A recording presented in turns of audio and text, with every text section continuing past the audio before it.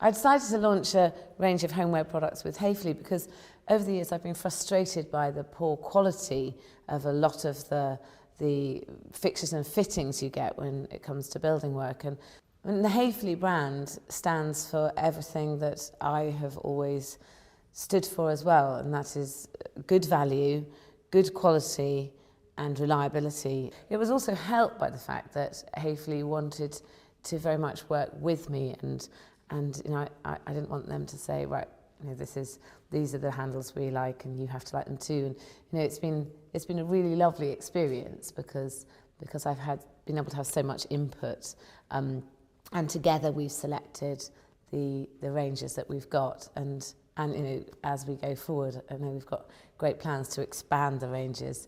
So it truly is a partnership, and it was kind of marriage made in heaven. Handles seemed a really good place to start, and we particularly wanted to start a relatively small range of products so that we can make sure they were absolutely right. I think there's so much choice out there.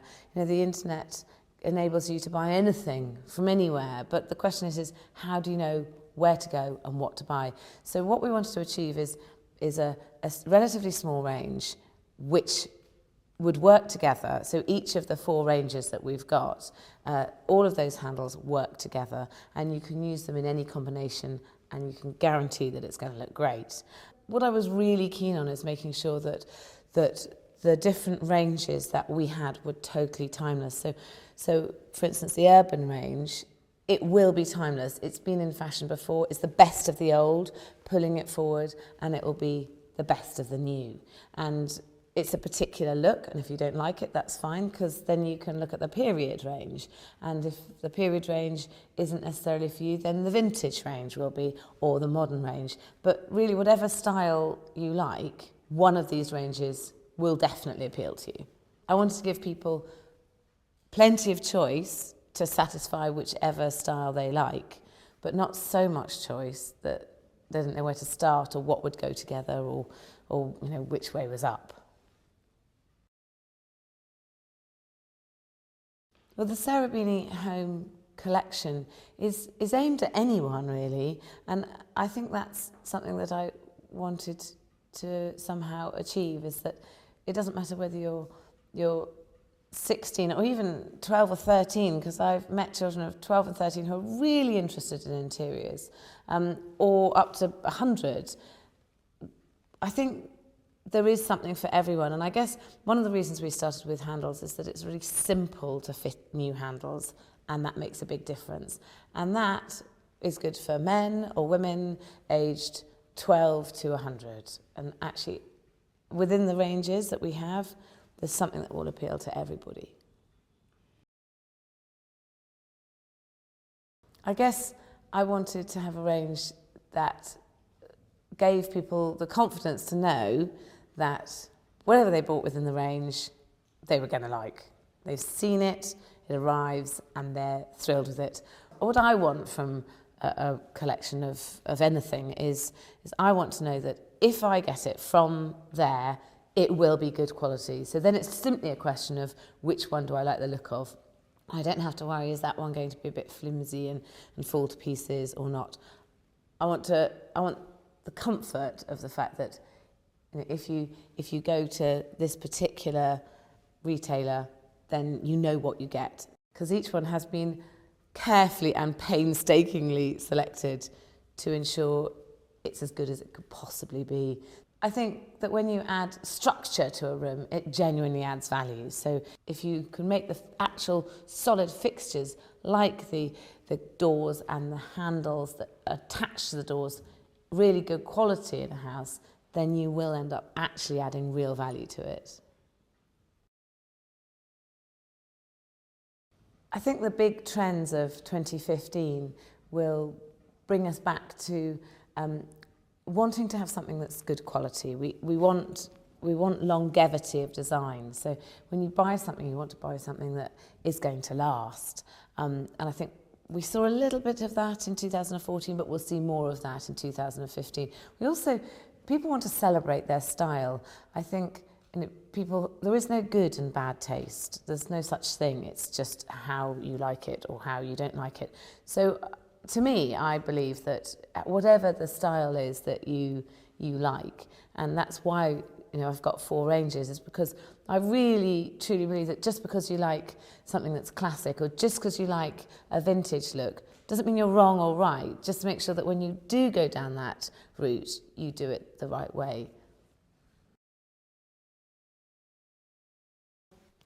Having used so many Häfele products with the restoration of Rise, it sort of seemed really fitting that when we got together and decided to open this collection and do this collection together, that we should do it here at Rise. So it's been really fun. We've done all the photography and all the video work at Rise, which has been great actually, because it's been it's now up and running and it's really busy as a place that people can rent out for weddings, but it's quite fun to be launching this range from here as well.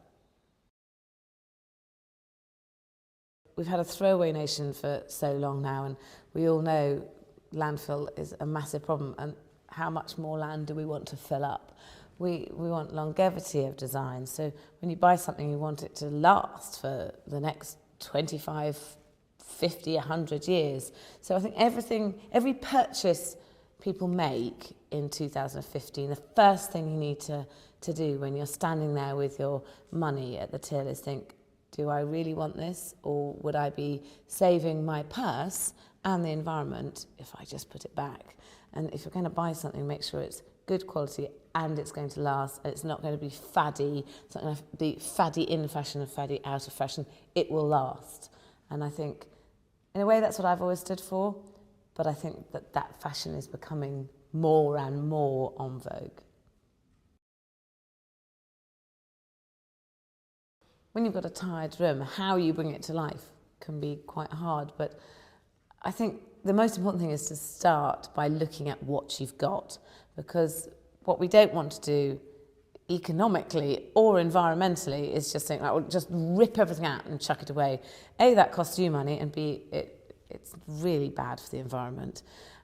So look at what you've got and think, can I make a few changes to what I've got and actually transform it without doing a great deal? So handles are a really good place to start. I would look at each piece of furniture and think, can I, perhaps with a little bit of paint or a little bit of a tweak or a few new handles here or there, can I transform that into a slightly different style? And I think you'll find that whatever pieces of furniture you have, however mismatched they are in a room, you can change the look of that room and you can unify it and you can tie it all together if you make sure that the fixtures and accessories blend together really well.